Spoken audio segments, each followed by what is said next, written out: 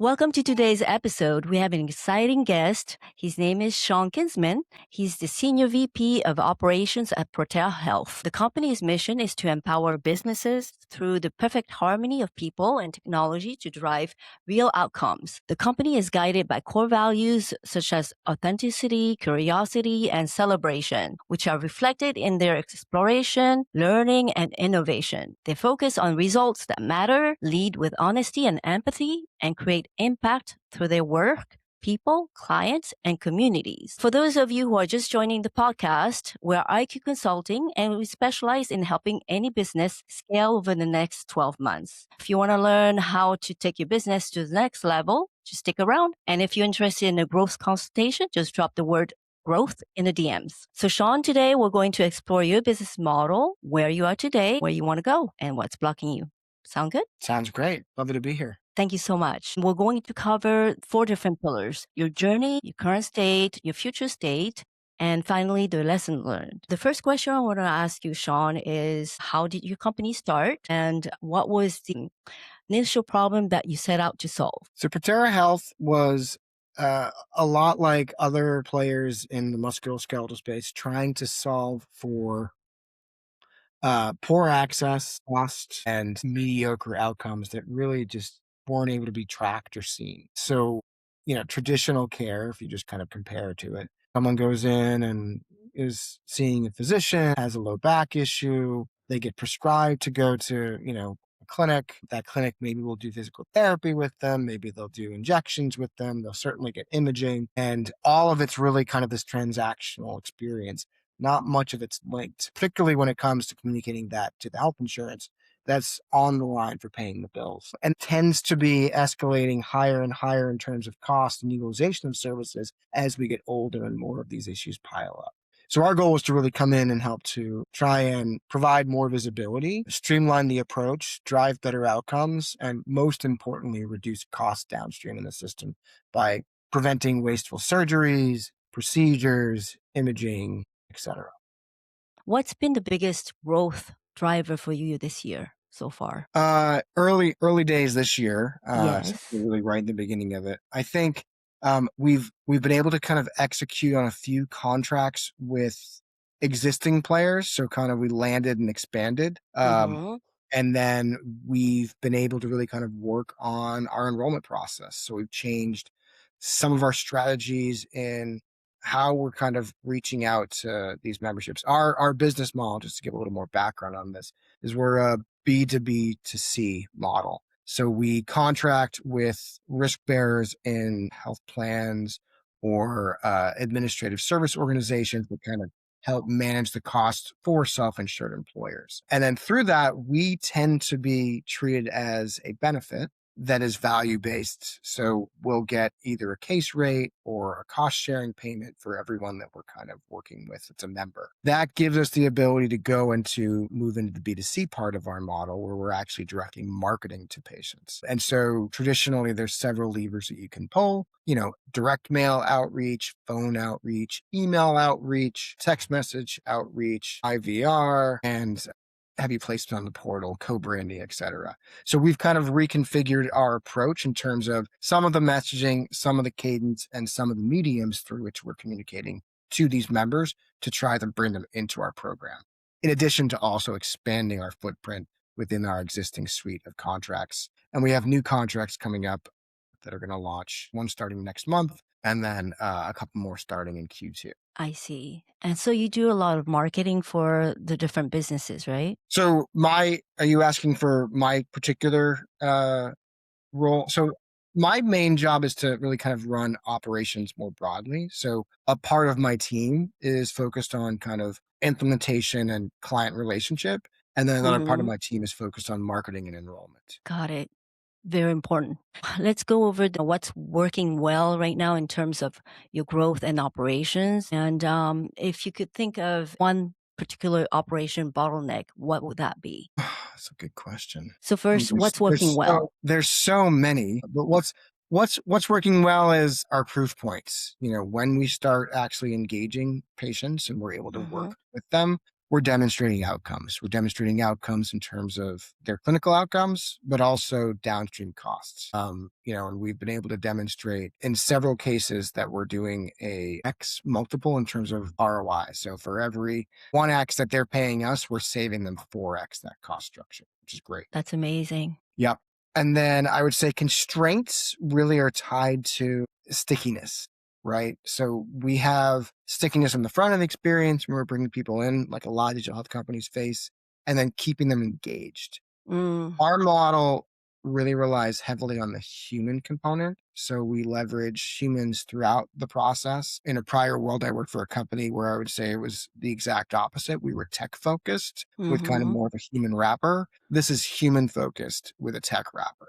So our belief is that because we're using humans, it's allowing us to kind of keep that connectivity, but we're mhm. still affected and impacted by it regardless. So we really got to work on leakage and how we're creating value and making sure the consumer sees the value throughout the full experience. Got it. Great. Looking ahead, what are the biggest opportunities that your team needs to focus on? Yeah, so we're in scale mode right now. We've kind of gone from relatively small, lean team, seeing a few thousand patients at a time. And now we're at the point where we're kind of trying to, go up and 3X that this year because of the new contracts we're rolling out. We need to be able to build sustainable systems where before we could kind of go with, the MacGyver approach, bubble gum and Mhm. a paperclip. Now we need things that are repeatable processes that isn't relying on humans to make sure that it gets done by sheer will. Yeah. So, in the complex environment that healthcare is,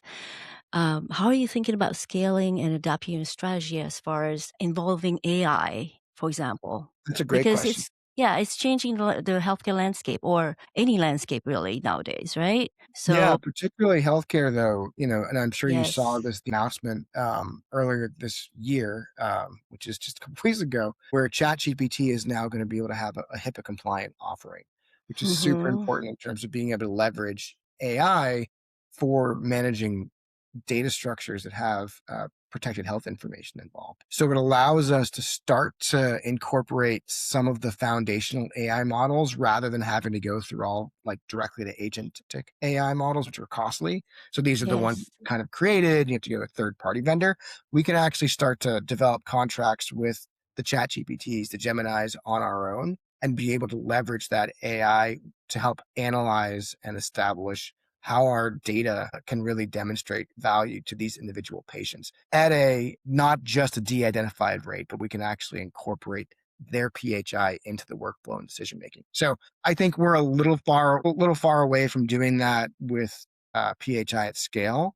But I Hmm. think where we're going to be able to start with is building it into the existing workflows. So current frontline teams really trying to scale up the humans and having them use prompts and learning from those prompts, Hmm. having our own internal teams build off of some of these easier platforms where we can develop chatbots and other kind of automated functionality we can plug into workflows to make humans just more effective. And Hmm. then ideally later this year, be able to start to leverage that PHI opportunity to have some of this AI be front facing to the patient where they can kind of react and respond to them. Again, it's going to be a way for us to scale our team and grow our team and be just more impactful. Hmm. Also, cut out some significant costs that we're seeing in the AI world. A lot of these vendors that are coming through, Hmm. they're starting to up their costs, and the value that they're bringing is becoming less and less impactful because we can start to develop it on our. Got it. So, do you have a department that actually is focused on AI? Not yet. We have, I would say, we've got someone that's kind of leading up our AI policies on our C-suite, but not a full fledged department just because of the size we're at right now. But that is somewhere we will certainly go to at the right point when we scale up. Very good. And are you willing to start looking at vendors right now? We are looking at vendors. We've been Oh, you chatting with are. vendors for a while. Yeah. I think my big push for the team is for us to try and connect with one of the foundational models Hmm. first Hmm. and try and reduce our reliance on some of these AI specific vendors, just because I think the technology is moving so quickly that we can really do a lot of this ourselves at this level. Got it. And how do you foresee balancing, AI with a human? aspect that you want to retain? I think it's important to recognize, particularly for the populations that we focus on, which tends to be the more vulnerable, the older population, that we have to be judicious in how we're thinking about AI interfacing with them because many of them are skeptical or resistant to it. So my goal is to really help them feel that they've always got a human that's in the lead and that the ways that AI is interfacing with them is augmenting and improving the experience rather than replacing the human connection. And that's an important thing for us considering the human workforce as well. Don't think anyone, well, that's not true. I think the conversation has evolved. You know, a year or two ago, I think there was a big focus on how to replace humans with AI. And I think Mhm. the conversation shifted quite a bit to how do we augment humans with AI? And I think that's a better way for us to think about the world. At some point, it may make sense for AI to replace, wide swaths of roles. I think there's a lot of opportunity for humans to continue to play that decision-making role and to scale and grow into new roles that kind of interface with AI at scale. Yeah, we're in an exciting phase of technology, really, and we're going to see a lot of changes, but hopefully for the best. Yeah, absolutely.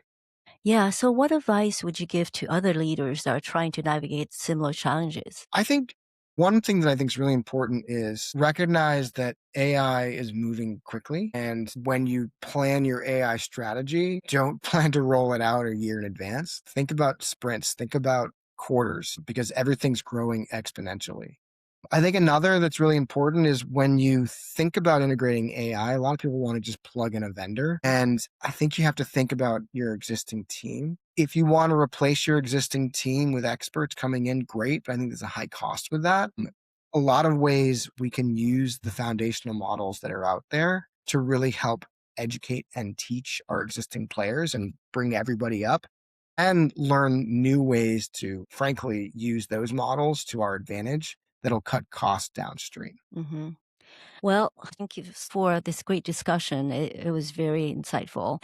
I've talked to a lot of different companies and leaders in your same shoes. I don't know if it's right fit for you, but I'd be happy to share with you exactly what they're doing. Yeah, I would love to hear that. I don't have time right now, but maybe if you have another 20, 25 minutes next week or something, we can reconnect and talk some more. Sounds great. Thank you so much for your time and all the best for 2026. You as well, Jeannine. Thank you. Take care.